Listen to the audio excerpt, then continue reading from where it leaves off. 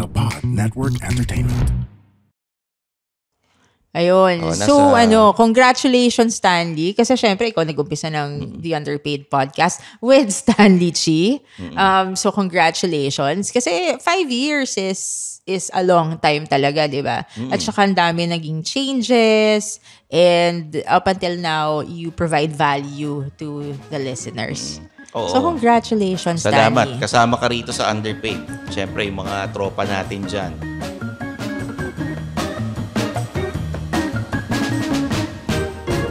Nakakatuwa, no? Kasi 5 taon na yung Underpaid, Zar. Oo naman. When you look back. 5 years. Nung nagsisimula kami, 2020, before the pandemic. Yeah. And then hanggang ngayon, nakakatuwa kasi yung mga sumusuporta, yung mga listeners or mga immortal, nakasubscribe, nakikinig pag may bagong episodes, nagko-comment sila, nagkikita-kita tayo pag may meet and greet.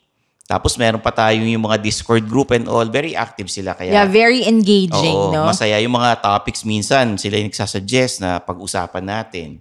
True. And ngayong 2025, di ba? Or 2025. Wow. Diba? Social. Mas pagagandahin pa natin yung mga bagong episodes. Yeah, oo naman. Yun.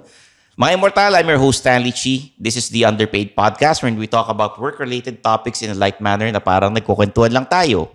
Kasama ko ang aking co-host na si Zar De Los Reyes, CRSP, ang inyong career coach and Upwork expert, the freelancing Zar. Hello!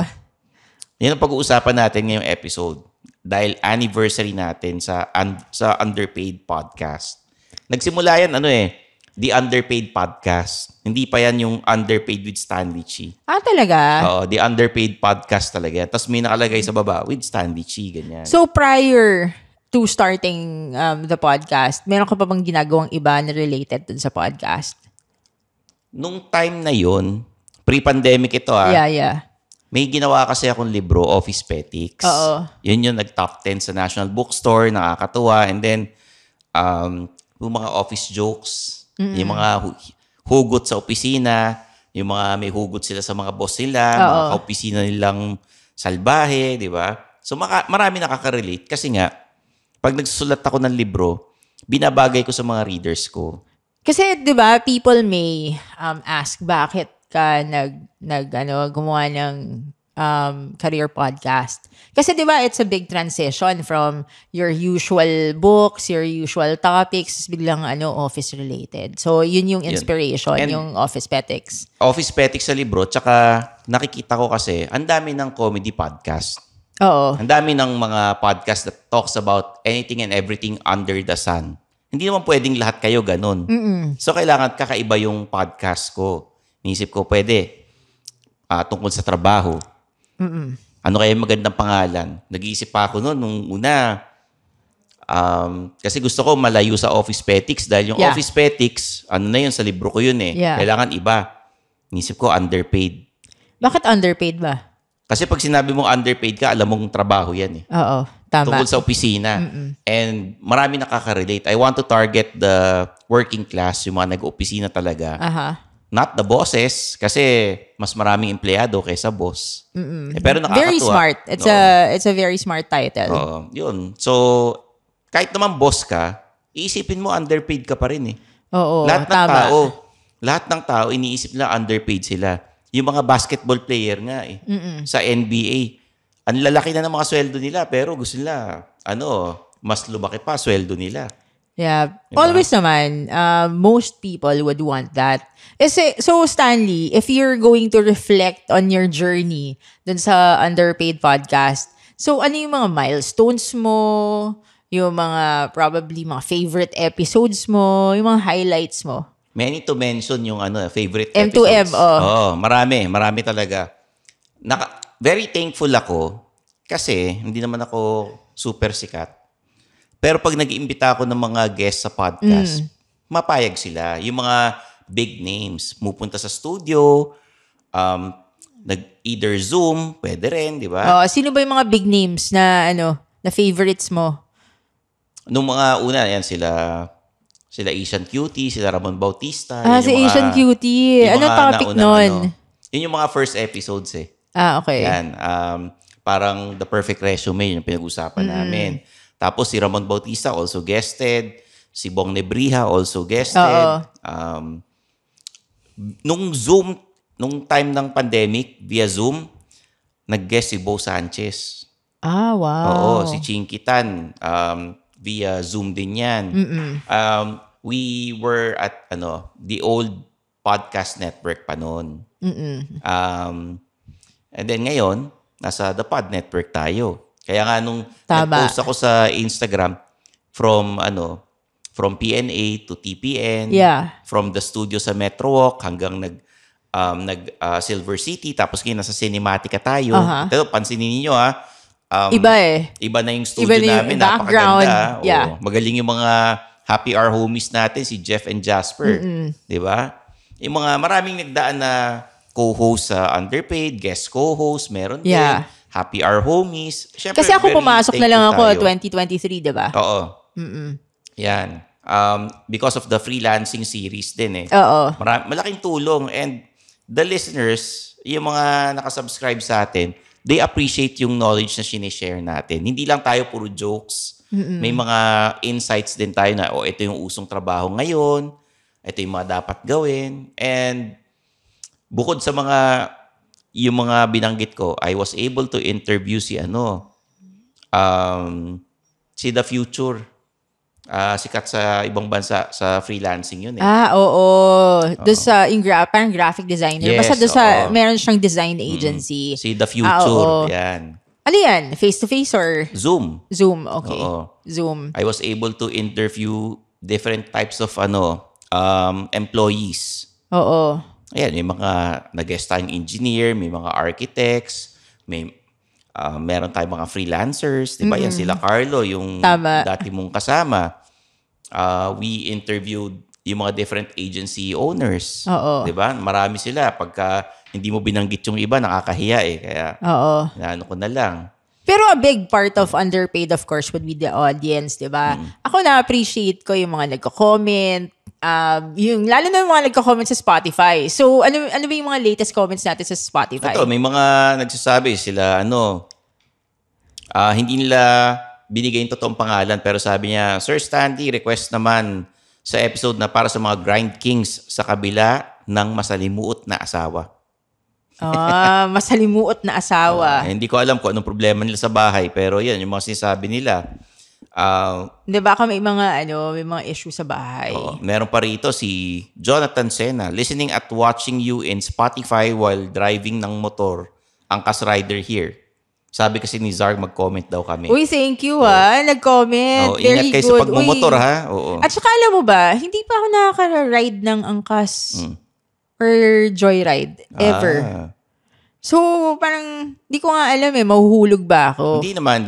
Magagaling sila. Si Eds na naman, ito lagi nagko-comment. Nakaka-starstruck talaga si Stan. Di ba? Si Kai Nan. Saktong-sakto sa akin tong episode na to. So, bigat this week. Si Paolo naman, nagre-request.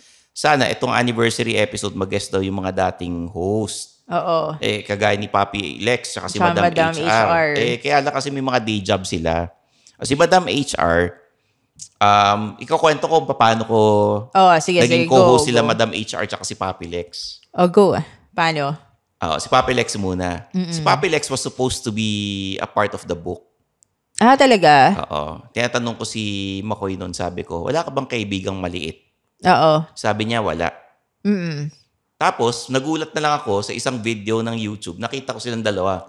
May kasama siyang maliit na kaibigan. Talaga? Oo. Tapos sabi ko, akala ko ba wala kang kaibigang maliit? Tapos, syempre, nagpapalusot na siya, di ba? Oo. Kung ano na sinabi, ganyan. So sabi ko, isama mo si Lex. Gagawa kasi ako ng podcast sa Underpaid. Yun yung story. Yung first 4 episodes, yun yung unang pagkikita namin ni Papi talaga? Lex. Oo. Buti it worked out. Sabi ko nga, si Papi Lex kasi masyadong mabait. Gusto ko sana ang character niya, malakas sana siya mang-asar, gano'n. He was supposed to be the bad boss. Talaga? Si Papi Lex. Gano'n. Di ba maliit, tapos siya yung salbahe. Para baliktad, hindi siya yung common. Si Madam HR naman, nag-crowdsourcing ako sa Facebook. Sabi ko, naghahanap ako ng HR manager na magaling magsalita. Oo. Tapos may nag-recommend. May mga nag-recommend, marami. Siyempre, tiningnan ko. Oo. Kailangan kong HR manager, babae. Oo. Magaling magsalita. Tapos, sabi ko nga kila Papi Lex, tsaka kila hindi naman tayo pogi. Kailangan yung kasama natin pag nanasahan. Ano ba yan, Stanley? So, dapat hindi pangit yung kasama natin, di ba?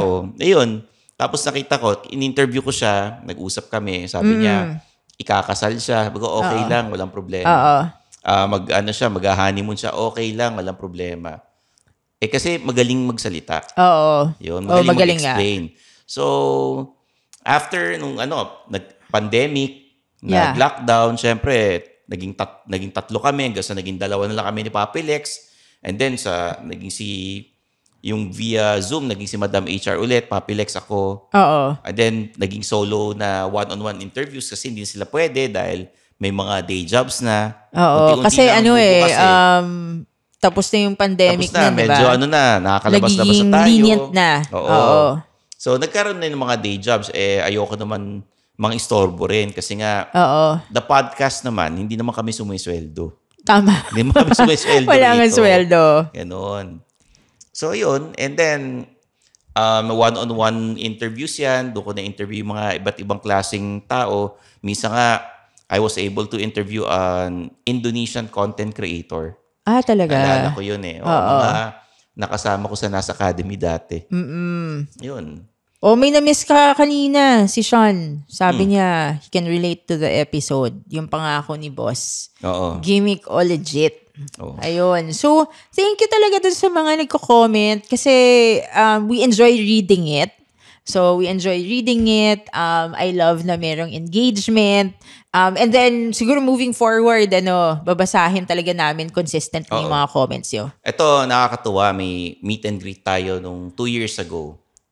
May isang pumunta rito, sinabi niya, na-promote siya at tumaas ang sweldo niya nung sinabi niya or ginawa niya yung pinayo ng Underpaid Podcast. Talaga? Yun. Galing Nakakatuwa naman, nakakataba ng puso. Oo. Yun yung mga panahon na, naalala mo yung meet and greet na binabasa natin, yung nawala yung panty ni Jack. Oo. Yun. Yun yung nakakatuwa. Tapos syempre, happy our homies natin, sila Jasper, Jeff, di ba? Nagbigay ng dagdag kaalaman at kasiyahan sa podcast. Oo naman. And year 6 na ang Underpaid. Umasa kayo na mas pagagandahin pa namin yung mga episodes. Oo. Babalik natin yung freelancer series. Magkakaroon pa tayo ng more guests. Tsaka office confessions. Office confessions din, yeah. Yung mga kung ano man ang nawawala sa opisina, ikwento ninyo. Oo. Babasahin natin yung mga sulat ninyo at bibigyan namin kayo ng payo.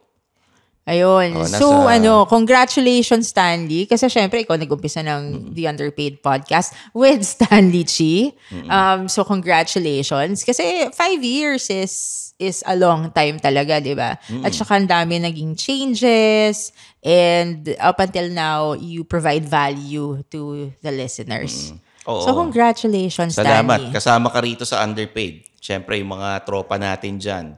Oo, thank you Cinematica. for bringing us over, like me and Jasper, The Pod and Network. Jeff, Yan, and diba? even si Zeke, kahit wala na si Zeke dito. Lahat ng mga naging guest co-host, naging co-host natin, maraming salamat at asahan ninyong magkakaroon pa tayo ng mga may interviewing mas may bibigay ng value. Uy, alam mo ba, nung nakarang election, may na-interview tayong presidentiable, Sino? Si Calio D. Okay. Kami ni Papi Lex nag-interview sa kanya noon. Ganun? Oo. Siya kasi puro sa mga manggagawa. Inisip ko, pwede. Perfect. Pwede siyang pang underpaid na guest. Nakakatuwa kasi hindi naman ako kilala. I just messaged him sa Facebook. Oo. Tapos, nagbigay siya ng time para sa amin. Oo. In-interview namin siya. Nandoon siya sa loob ng kotse. Talaga? Tapos, naka-Zoom interview lang kami. Oo. Yun. Kaya nakakatuwa. Ayun. And sana nga, itong darating na election, may mga ma-interview pa tayo mga, sana. mga tatakbo, no? Oo. And we could provide value. Sana answer the poll questions. Because, alam mo, being a politician is also a job. Diba? Ay, May sweldo yan eh. Si JC De Los Reyes, dating Ano ba, wag mo nang nganin yung pinsan dating ko. politiko na guest natin, di ba? Oo. Ay, nakakatuwa eh. And syempre, all the sponsors, si El Jefe nagpapadala ng pagkain sa atin. Oo. Maraming salamat. Polandopia. Yun, very Diba? thankful, very thankful talaga. So, I'm looking forward to the coming years. So, more power. Di ba palagi sinasabi yun? More power. More oo. power. More power to the Underpaid Podcast, Stanley. Yung tsaka yung mga gustong magpadala ng pagkain, well, alam nyo na kung saan kami kukontakin. Nasa Facebook page ng Underpaid, pwede. May Instagram. You can follow us on our social media accounts. Kumpleto kami niyan sa LinkedIn, TikTok, Facebook, YouTube, Suplado Motors. Biro mo, kung walang Underpaid, kung di tayo nagkakilala sa Underpaid, di tayo makakagawa ng Suplado Motors. Maraming salamat. Di ba? And pag-comment kayo, ano ba yung mga gusto niyong topics? What are you looking forward to in the years ahead? Ano yung mga feedback niyo sa Underpaid? So, comment sa Spotify or YouTube. We would be very grateful to see your responses. Lahat naman ng ng comments, positive or negative, nababasa namin and it helps us improve. Yeah, diba? absolutely. Yung lahat ng mga sinasabi ninyo, lahat ng mga kino-comment ninyo. Okay guys, so there you have it. Happy anniversary sa ating lahat. 5 taon na tayo at huwag kayong mag-alala. Magkita-kita tayo sa darating na March 1. Meron akong stand-up comedy show sa Hobby Stadium. Ang title, Straight Outta Binondo. Wow. SOB. Straight Outta Binondo. Yung mga happy hour homies natin, yung mga nakikinig ng Underpaid, pwede tayo magkita-kita ron, okay? Alright. Mag-message lang kayo sa akin na gusto nyong manood. So, there you have it. For Zardos Reyes, I'm your host, Stanley Chi. This is the Underpaid Podcast.